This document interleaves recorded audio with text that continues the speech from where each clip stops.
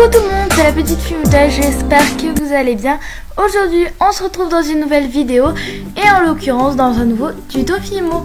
Donc pour ce nouveau tuto j'ai décidé de vous apprendre à réaliser ce petit panier de fish and chips. Donc à l'intérieur il y a le fish qui est en l'occurrence le poisson pané. Il y a aussi des frites et tout ça est dans un joli petit panier donc que je vous montrerai aussi comment réaliser. Voilà, donc en tout cas j'espère que cette vidéo vous plaira et on va tout de suite commencer. Donc déjà pour le début on va venir réaliser le poisson qui est l'élément principal. Donc pour ça je viens mélanger de la fimo blanche et de la translucide. Je viens faire une boule comme ceci et ensuite je vais venir former un boudin.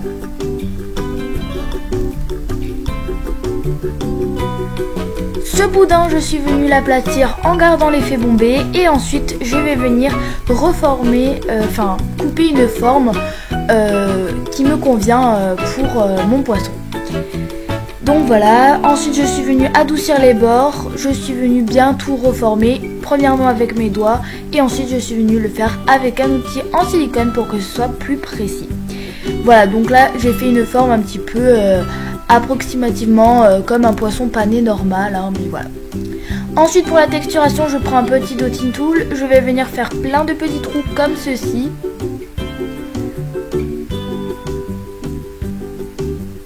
Et ensuite je fais la même chose avec mon aiguille. Donc voilà, bien partout et n'oubliez pas de faire les côtés. Maintenant on va passer à la coloration, donc pour ça je prends du pastel sec ocre et du pastel sec marron clair. Donc voilà, je viens en gratter avec ma lame un petit peu et je viens appliquer la couleur la plus claire qui est l'ocre. J'en mets vraiment partout. Donc voilà, et ensuite on applique la couleur la plus foncée qui est le marron clair. Donc lui je l'applique plutôt sur les côtés et je fais un dégradé jusqu'au milieu.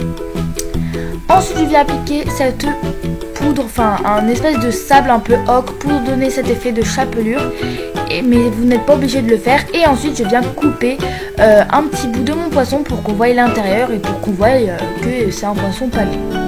Je viens faire des traits dans le même sens pour donner cet effet de poisson. Et maintenant on va passer aux frites. Donc pour les frites je mélange du translucide et du blanc à part égale. Et ensuite j'y ajoute un peu d'ocre et de tournesol.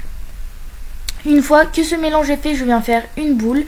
Je vais venir l'étaler et je viens faire plein de petites bandes comme ceci. Donc je les coupe avec ma lame comme ceci. Donc je fais un espèce de quadrillage un petit peu. Donc voilà. Ensuite je vais venir les enlever les unes après les autres. Donc voilà, à l'aide de mon scalpel, vous pouvez le faire sinon avec une aiguille pour être sûr que ce soit vraiment bien décollé et pour éviter qu'elles s'accrochent ou de les déformer avec les doigts tout simplement.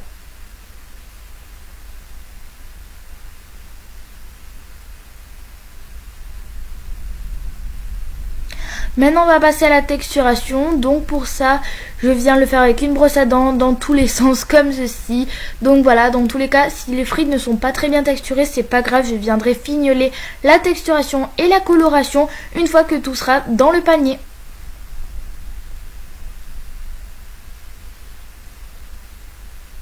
Donc voilà, on tapote un petit peu sur toutes les frites. Après, vous pouvez aussi le faire avec une aiguille, faire plein de petits trous. Mais moi, je trouvais pas vraiment ça utile. Je voulais m'excuser parce que à ce moment-là, quand j'ai filmé, ma caméra n'arrêtait pas d'être trouble parce que la mise au point ne voulait pas se faire. Donc vraiment désolée. Ensuite, on va donc colorer. Donc pour ça, je prends de l'ocre. Donc là, personnellement, j'en avais trop mis. Enfin, à mon goût, j'en avais trop mis. La frite était un peu trop cuite, donc la première. Du coup, je ne l'utiliserai pas. Mais les autres, ensuite, j'ai mis très peu d'ocre et ça allait très bien.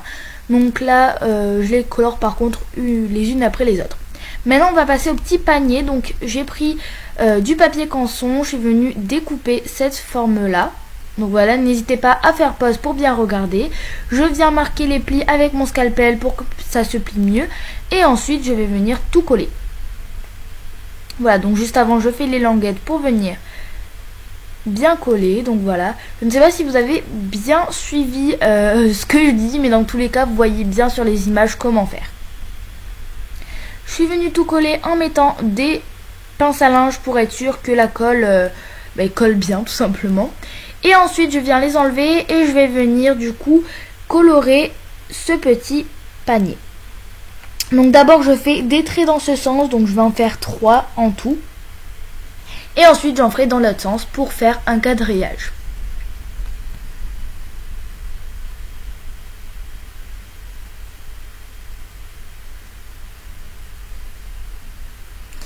Après je l'ai fait avec un crayon à papier du coup, enfin un crayon de couleur parce que je trouvais que ça rendait mieux cet effet de papier un petit peu comme ceci. Enfin je ne sais pas vraiment comment expliquer, mais si vous le faites avec la peinture ou avec le feutre, je trouve que ça ne rendra pas aussi bien, donc c'est mieux de le faire avec un crayon de couleur.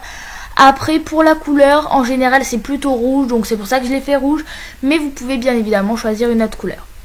Ensuite on fait aussi l'intérieur, puisque même après avoir collé tous les éléments, vous verrez qu'on voit un petit peu l'intérieur. Donc voilà, je préférais le faire. Et ensuite je vais venir couper de la même taille que mon panier un petit rectangle dans du papier sopalin afin de faire le petit papier qu'on met toujours dessous les frites, etc. dans les paniers comme au fast-food. Je viens dédoubler du coup, puisque en général le papier sopalin c'est double. Donc voilà, je viens coller ça dans mon petit panier et comme vous pouvez le voir, du coup on voit un petit peu le rouge, donc c'était vraiment mieux de vraiment faire l'intérieur. Et je viens coller tous mes éléments dans mon panier. Donc je l'ai fait avec de la Fimo liquide. Une fois que j'ai tout collé, je suis venue fignoler la texturation, la coloration. Je suis venue mettre du vernis Fimo un petit peu pour donner cet effet d'huile de friture. J'ai mis 3 petits morceaux de canne de citron. Et ensuite, cette vidéo, enfin cette création est maintenant terminée. J'espère vraiment que ce tutoriel vous aura plu. Moi, je suis assez satisfaite du résultat de cette création. En tous les cas, si cette vidéo vous aura plu, n'oubliez pas de la liker. Et si vous n'êtes toujours pas abonné, n'oubliez pas de le faire. Allez, bisous.